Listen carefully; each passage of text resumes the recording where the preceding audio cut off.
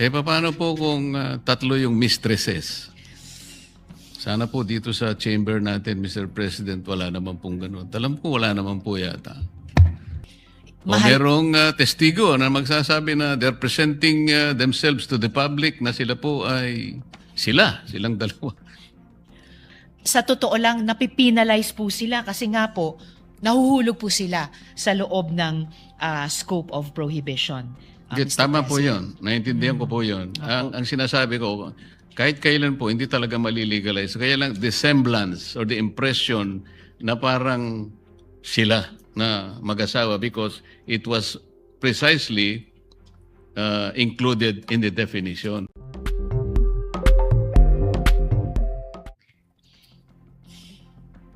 Madam Sponsor, Section 3 of this bill defines relative as referring to a person within second civil degree of consanguinity or affinity, whether legitimate or illegitimate, full or half blood. What is the basis of this definition?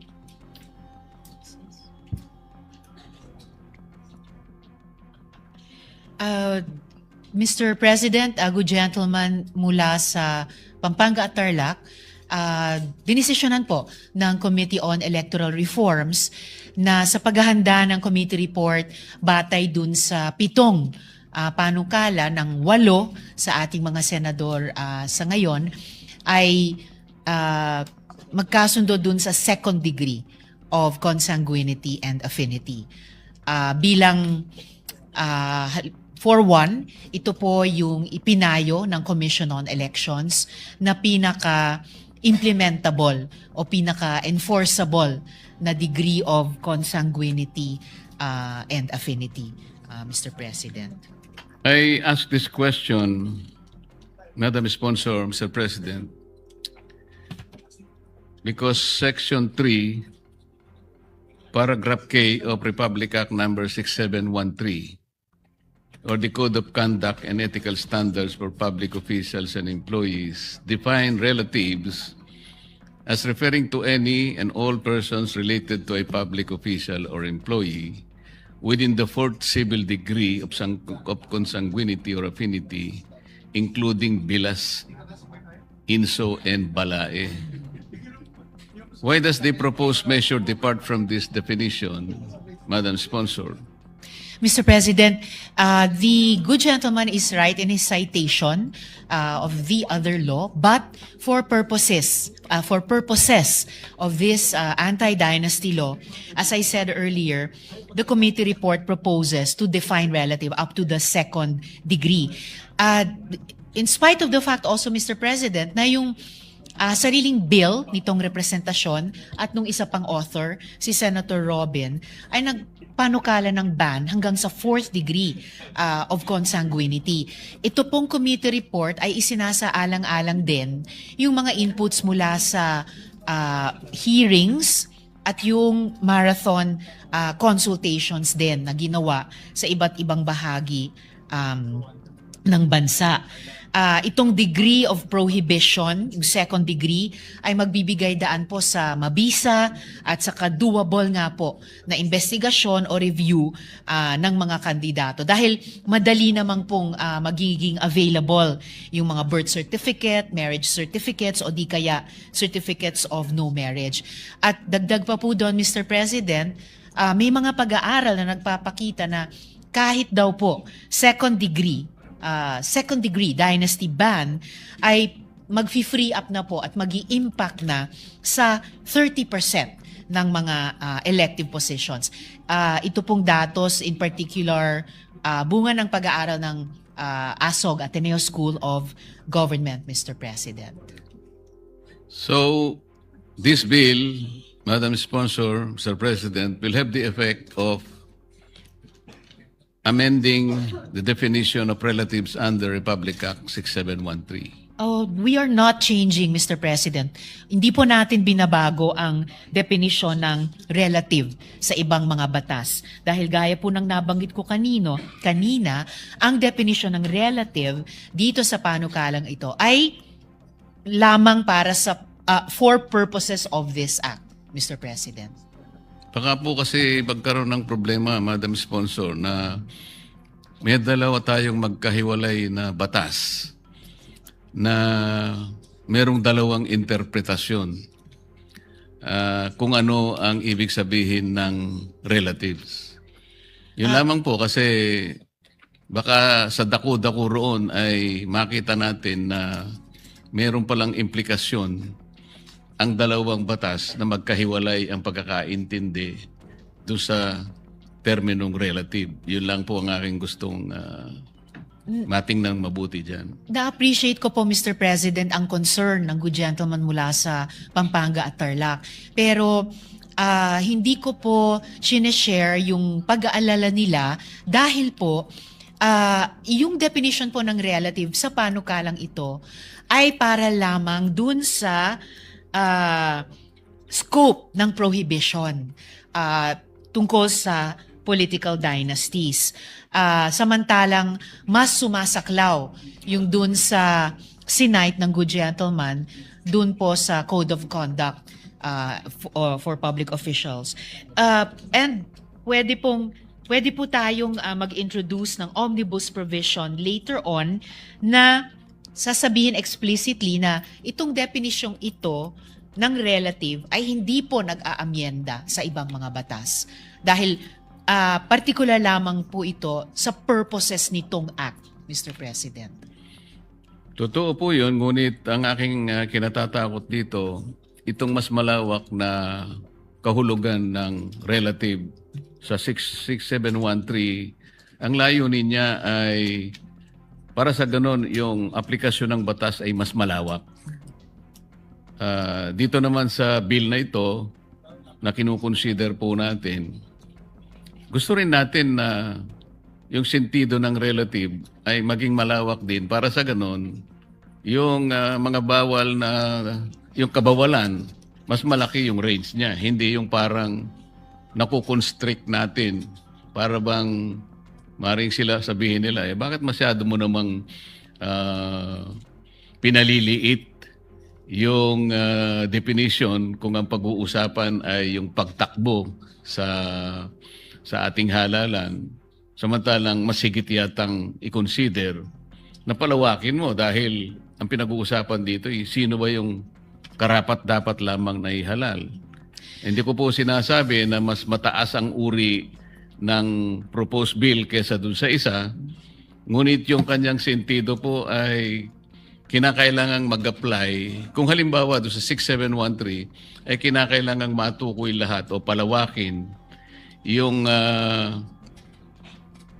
kakayahan ng batas para habulin yung dapat habulin. Parang dito naman sa ating proposed na batas, parang pinaliliit naman natin yung sitwasyon para yung batas naman mag-ooperate. Yun lang naman po ang aking tinitingnan. Muli, Mr. President, salamat po. Sa totoo lang, gaya ng nabanggit ko kanina, yung sentido, to use the word ng good gentleman, nung original na panukalang batas nitong representasyon, and I would also take the liberty of citing yung kay Senator Robin, ay pareho po ang nais dun sa sinasabi ng good gentleman ngayon. Nga lamang ang naabot po namin dito sa committee report at tinitindigan ngayon itong representasyon bilang tagapangulo ng komite ay hanggang sa second degree. Dahil nga po sinaalang-alang yung mga inputs at feedback dun sa hearings at saka consultations dahil mismo ang COMELEC ay nagsabi na yung second degree ang sabi pa nga po nila, Mr. President, good gentleman, the only enforceable option at magbibigay daan na rin sa effective at doable na investigation or review. At yun na nga po na kahit dito pa lang sa pag-ban ng dynasty to the second degree of consanguinity and affinity ay makaapekto na sa halos 1/3 ng mga elective positions. So kumbaga, hindi siya walang kwenta. May kwenta po siya, Mr. President. So at tingin ko po, tingin po nitong representasyon, pwede pong mag-coexist ng magkatabi yung Code of Conduct at itong panukala na tinatalakay natin ngayon para sabihin na beyond the second degree of consanguinity and affinity, at least for now, kung ito po yung unang batas natin sa anti-political dynasty na maipapasa, na hindi magiging unethical, no, by the sentido nung batas na binanggit ng good gentleman, ang pagtakbo o pagsilbi sa public elective positions. Pero for the purposes of this act, ang ipagbabawal po ay hanggang sa second degree po, Mr. President. Meron po bang pag-aaral na ginawa, masusing pag-aanalisa na ang kabawalan lamang ay nahangga sa second civil degree of consanguinity or affinity na napalitaw na kapag ka third degree halimbawa o fourth degree, wala nang masyadong evil na ina-address. Sa makatwid, pagka nasa fourth degree of consanguinity ka na or affinity, napatunayan po na talagang kukunti na lang ang maaaring masama na idudulot ng political dynasty.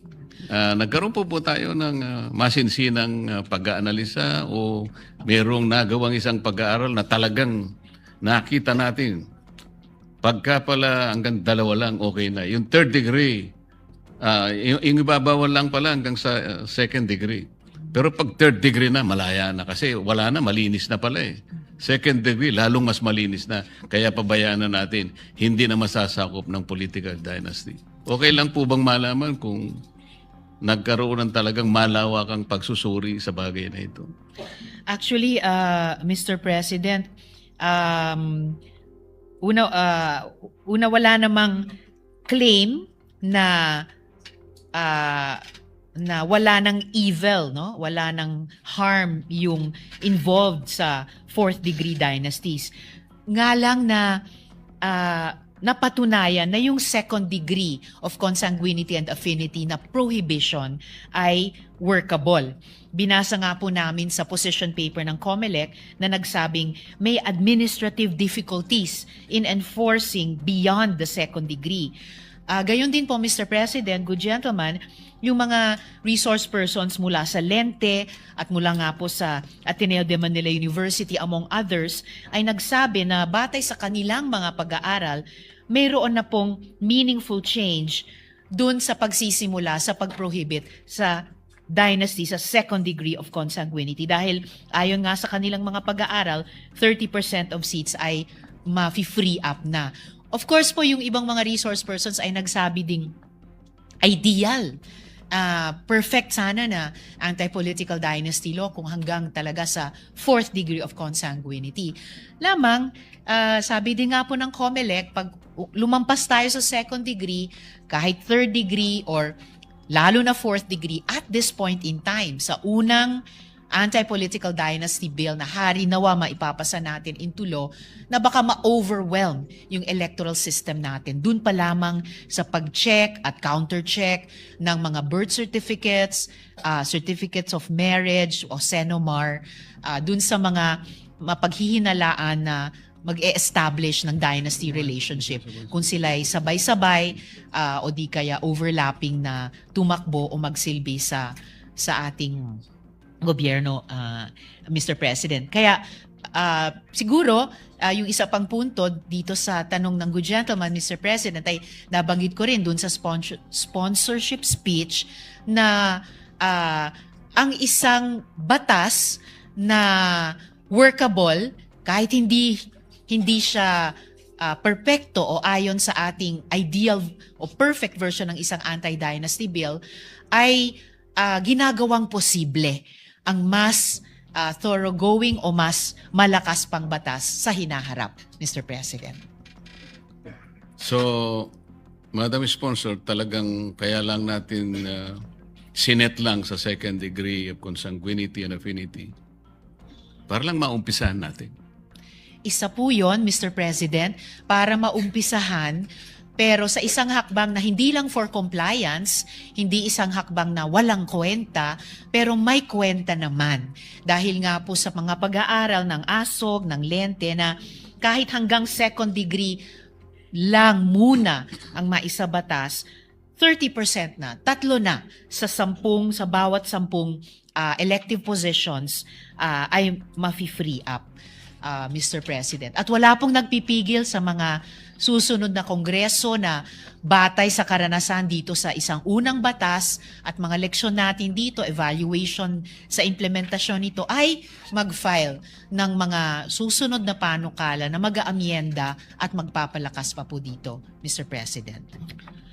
Mr. President, Madam Sponsor, sa Section 3 pa rin ng bill, paragraph D, dinefine po natin yung partnerships without the benefit of marriage as referring to common law relationships between two persons who cohabit, declare, or present themselves to the public as a couple without marriage. It shall include civil unions, unions without marriage under Articles 147 and 148 of the Family Code, and any other contractual agreements similar to marriages or civil unions. For purposes of this Act, parties in a partnership without the benefit of marriage shall be treated as spouses as defined above. Madam Sponsor, what is the rationale of this provision and why was it included in the definitions? The rationale of the prohibition, Mr. President, at kaya't isinama po ito dito sa panukala ay dahil bukod po sa mga couples na mag-asawa, kasal sa simbahan o sa civil man, mayroong long-term, years-long committed partnerships, nagko-cohabit sila, and therefore, yung usapin ng impluensya, bukod pa sa resources na maaring gamitin nilang mag-couple na nagko-cohabit sa isang matagal ng committed partnership, ay maaring mag-operate din bilang isang dynastic relationship. Mr. President. Will the chair interject, no? Yes, Mr. President. You are practically answering a question I posed many years ago in 1995, because we were tackling already the anti-political dynasty in 1995, and Senator Orly Mercado was sponsoring it. And indeed, it was the second degree of consanguinity, the most practical, and then spouse, the son, daughter, or father, all right? But the question we posed noon, I posed the question is that what happens to the mistress? You know, because you are disenfranchising the wife and the relatives, but the mistress can run and take over the position, di ba? And so actually the debate stopped there because Senator Gonzales, Neptali Gonzales, who was presiding, interjected. When Senator Orly Mercado answered by saying, let's put it in the law. But Senator Gonzales said, you cannot legalize the illegal. And that was where we stopped. It has never been taken up until now. So perhaps this is your answer to that particular problem, no? Perhaps, Mr. You are President. incorporating the common law wife.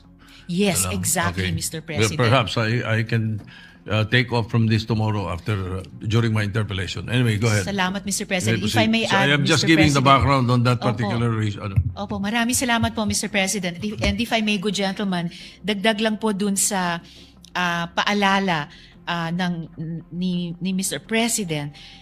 The bill really treats these partnerships as spouses to prevent the use of common law relationships as a loophole to circumvent the provision.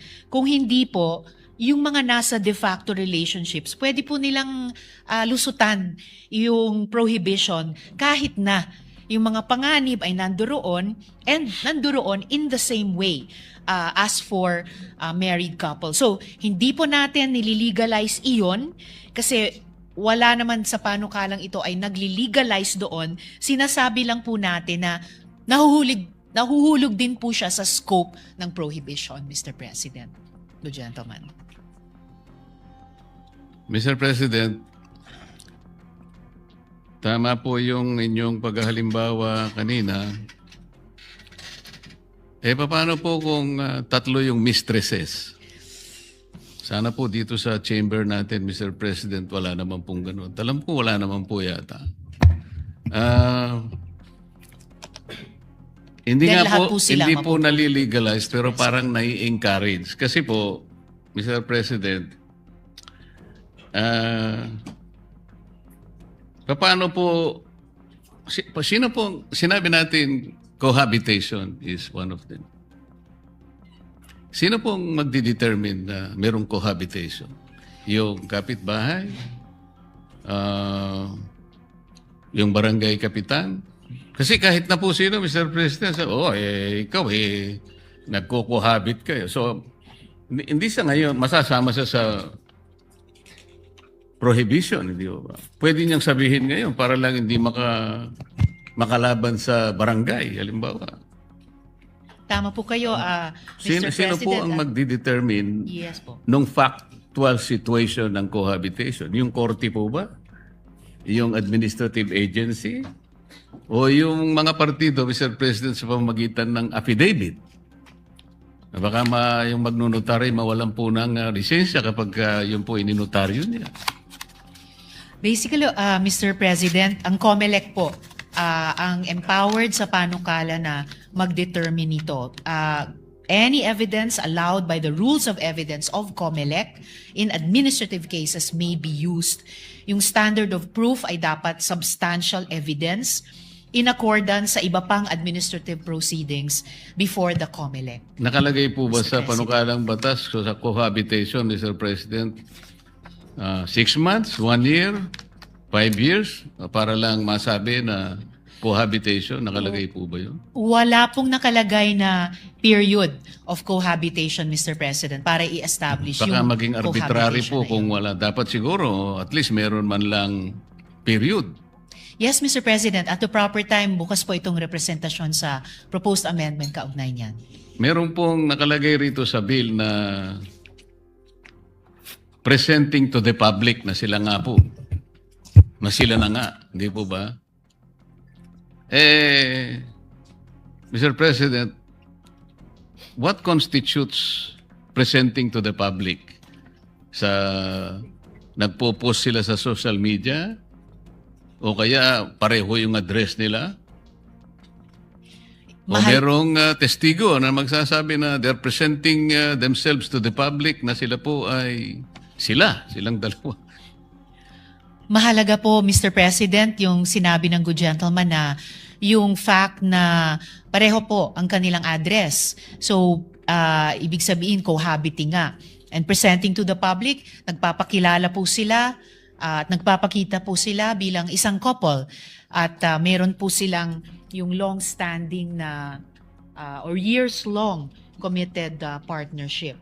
So, lahat po nito ay mga katangian o mga tanda bilang presenting as a couple.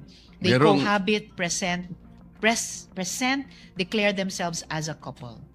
Meron pong kaiba yung sitwasyon yan, Madam Sponsor, Sir President. Paano kung sinabi naman ng isa, bakit kinakalat mong tayo? Hindi naman naging tayo sino po? Sino po ngayon ang magdi-determine kung sino nagsasabi ng totoo? Pwede kasi siyang gumanti Ba't mo ko sinasama dyan? Hindi naman, kailan ba naman naging tayong dalawa? Hindi nga kita kilala. Halimbawa, sino-sino po ang mamamagitan ngayon, Mr. President? Mr. President, ang mamamagitan po dyan ay ang COMELEC din po. Hindi. Sa presentation, sinasabi ko kasama tayo dito. Di ba yun yung sa section 8? Yes. Oo. Yes. And Mr. President, ang magiging gabay po sa paglinaw niyan ay nasa section 8 na other grounds for cancellation of certificate of candidacy or nomination, halimbawa yung letter A, malicious or frivolous filings to trigger the anti-political dynasty prohibitions contained in this act. So, pinagbabawal din po yung ganyang mga pagsisinungaling tungkol sa sino mang nagfa-file ng certificate of candidacy, Mr. President. Kaya po kasi ako nagbibilabor dito sa isyong ito, Mr. President, Madam Sponsor. Talaga pong kanina, ipinahayag ko naman medyo may pangamba po ako doon sa definition nga ng partnerships.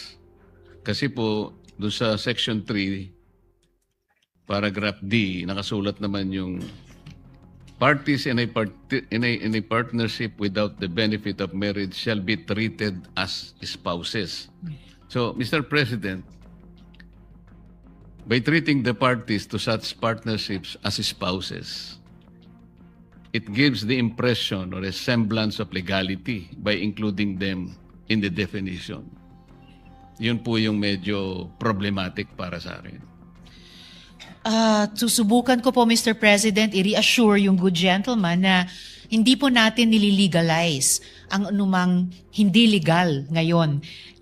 Nothing in the bill legalizes those. Sinasabi lang po na sako po siya ng scope of prohibition. So, nag-i-impose nga po ng disqualifications at saka limitations. Hindi po nag-grant ng anumang favors. In fact, sa totoo lang, napipinalize po sila kasi nga po, nahuhulog po sila sa loob ng scope of prohibition.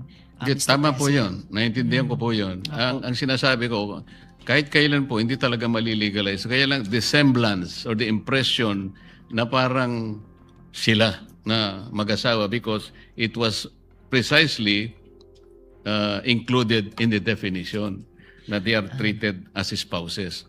I see, Kahit Mr. papaano President. po, makikita ng dahil nga naging definition sila na parang spouse, wittingly or unwittingly, nagiging ganun po yung pananaw. Pati yung mga bata, maring masabi nila, mga bata pa lang, mag-asawa pala yan. Trato pa lang, mag-asawa pala yan. Yan, nag-aaway siguro dahil sa politika, pero sa mata natin, dahil nakadefine sa batas, parang mag-asawa sila. I understand, Mr. President, yung concern ng good gentleman. I-reiterate ko lang po na treated as quote-unquote spouse only for this act and only for triggering the prohibition. So kumbaga, Mr. President, for practicality's sake lamang po, para kapag nagre-refer ang batas sa spouse, quote-unquote, it should include spouses, quote-unquote, without the benefit of marriage. And at the proper time, Mr. President, pwede pong tumanggap ng proposed amendment ang representasyong ito para gawing mas maingat pa yung wording, yung text ng panukala para matugunan yung apprehension ng good gentleman. Mr. Salamat po, President. Mr. President. Sa ngayon pa lang ay minumungkahi ko na baka makalimutan ko po sa tamang panahon na alisin na lang po natin yung phrase na yun doon sa definition. Instead, ilagay na lang po natin at specify sa mga sitwasyon under Section 4. Baka mas katanggap-tanggap po yun.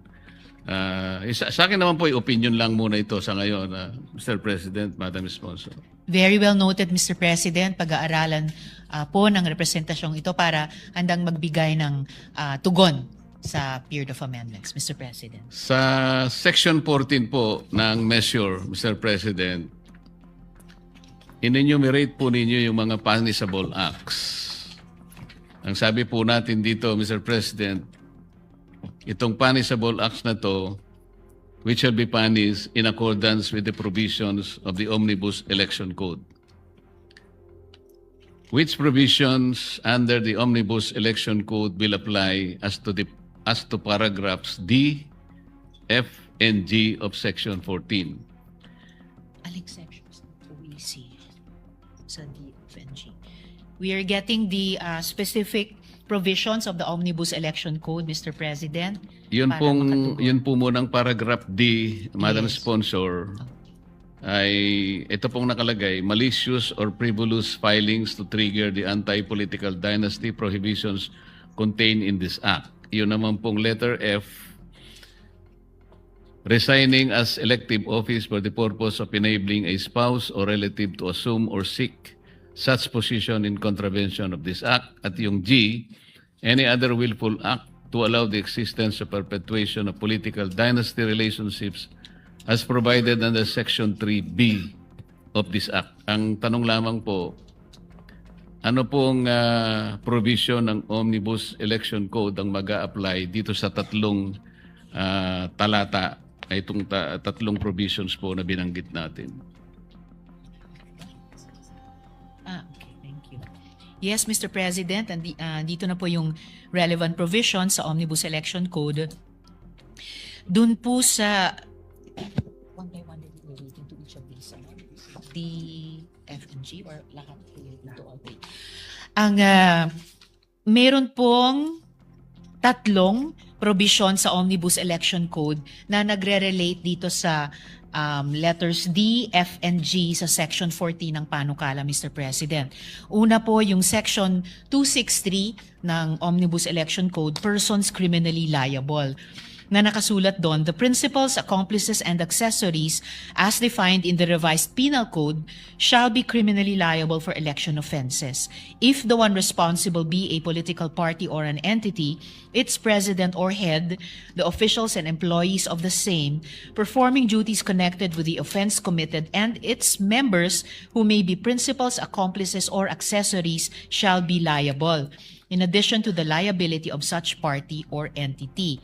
Pangalawa po, Mr. President, Section 264 ng Omnibus Election Code, Penalties. Any person found guilty of any election offense under this code shall be punished with imprisonment of not less than 1 year but not more than 6 years and shall not be subject to probation. In addition, the guilty party shall be sentenced to suffer disqualification to hold public office and deprivation of the right of suffrage. If he is a foreigner, he shall be sentenced to deportation, which shall be enforced after the prison term has been served. Any political party found guilty shall be sentenced to pay a fine of not less than 10,000 pesos, which shall be imposed upon such party after criminal action has been instituted, in which their corresponding officials have been found guilty. In case of prisoner or prisoners illegally released from any penitentiary or jail during the prohibited period as provided in Section 261, Paragraph N of this code, the Director of Prisons, Provincial Warden, Keeper of the Jail or Prison, or persons who are required by law to keep said prisoner in their custody shall, if convicted by a competent court, be sentenced to suffer the penalty of prisión mayor in its maximum period if the prisoner or prisoners so illegally released commit any act of intimidation, terrorism, or interference in the election. Any person found guilty of the offense of failure to register or failure to vote shall, upon conviction, be fined 100 pesos. In addition, he shall suffer disqualification to run for public office in the next succeeding election following his conviction, or be appointed to a public office for a period of 1 year following his conviction. And lastly, Mr. President, Section 265, prosecution. The Commission shall, through its duly authorized legal officers, have the power, concurrent with the other prosecuting arms of the government, to conduct preliminary investigation of all election offenses punishable under this code and to prosecute the same. In sum, Mr. President, the penalties for election offenses under the Omnibus Election Code will also apply to the offenses under our bill, Mr. President. Mr. President, I took note of those provisions. These are all encompassed under sections 263 and 264 of the Omnibus Election Code. But I also note, Mr. President, that these offenses only apply as defined under the Election Code. To my mind, Mr. President, the Election Code does not yet cover the prohibition on political dynasty relationships. That's the problem there.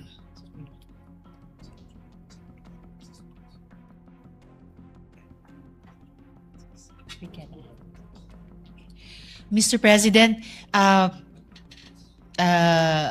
ina-aver po nitong representasyong ito na we can add to election offenses, at ito nga po yung isang layunin ng panukalang ito. Gusto ko Mr. pong President. makita yan sa mga susunod nating pag-uusap tungkol dito by way of, let's say, amendments, para lang po maging malinaw na talagang itong mga sinasabi nating prohibited acts, swak na talagang merong katapat na parusa na hindi sila makakaiwas. Kanina po, Mr. President, Madam Sponsor, naipahayag ko na talaga yung aking agam-agam. Hindi dahil sa ayaw ko itong political dynasty. Sa katotohanan po, Mr. President, nung ako po ay nasa mababang kapulungan pa ng ating Kongreso, meron po akong bill talaga ng political dynasty. Ako lamang po yatang nakapag-file. Hindi ko na po malaman kung anong Congress yun. Nakakalungkot pang iulat sa inyo, Mr. President. Hindi man lang po na agenda. Kaya ako po lungkot na frustrated ako talaga. Nabasa lang po on first reading, Mr. President. Hindi man lang po na agenda. Sabi ko talagang mahirap talaga yata itong political dynasty. After all, we are trying to enact a law which is obviously against the politician's interest. Basically, yun po kasi. Kaya naisip ko, Mr. President, kung babasahin po natin yung Article 2, Section 26 ng ating saligang batas, ay sinasabi po ang ganito: The state shall guarantee equal access to opportunities for public service and prohibit political dynasties as may be defined by law. Kaya po tayo nangailangan ng batas dahil nga po dito sa sinasabi ng saligang batas na as may be defined by law. Pero Mr. President, kung sakasakaling magkaroon ng pagbabago sa ating saligang batas, ang gagawin lang po siguro natin, aalisin natin yung as may be defined by law. Doon sa amendment sa Constitution, sa Article 2, Section 26, ipiperiod na natin doon sa and prohibit political dynasties. Full stop. Para sa ganon, hindi na natin kakailanganin batas. Sa ganong sitwasyon, Mr. President, this provision will become self-executory. It will not need any law. Kung sakasakaling magkahirap-hirap tayo, Madam Sponsor, ito na lang po siguro yung pinakahuli na barahan natin. Kung sakali lang naman, hindi natin mailusot. Gusto ko pong ilusot talaga ito. Ako po talaga'y nagpanukala ng batas na tungkol dito sa political dynasty. Pero sa akin nga pong frustration, hindi man lang po na-agenda ng committee secretary. At tanungin ko po yung chairman, nginitian po niya ako, Mr. President. Hanggang doon na po. Natapos na po kami ron. Maraming salamat po, Mr. President, Madam Sponsor, sa inyong panahon. Salamat din po, Mr. President, sa good gentleman mula sa Tarlac at Pampanga. Huling tugon na lamang po sa kanilang huling sinabi. Actually po sinalaysay nung pagdinig nung mga resource persons na pinagdebatihan ngayon nung mga pagdinig ng Constitutional Commission. Pero yung current formulation natin sa Constitution ang nanaig. At siguro, kung mangyari yung sinabi ng good gentleman, yung ganyang klaseng pag-amyenda mismo sa saligang batas, baka po, nagbabaka sakali lamang po ako na baka maiiwan pa rin sa Kongreso i-define ano yung ibig sabihin ng political dynasties. Kaya salamat po sa good gentleman, Mr. President, sa appreciation sa pinagsusumikapan natin dito That sa is, Senado. that is Salamat what po, we Mr. want to President. find out here. And Yes, Mr. as a matter of fact, during our interpellation tomorrow, that is what we want to be defined. What do you mean by political dynasty? Yun ang pinakamahalaga. Anyway, thank you, the Deputy Majority Leader. Yes, Mr. President.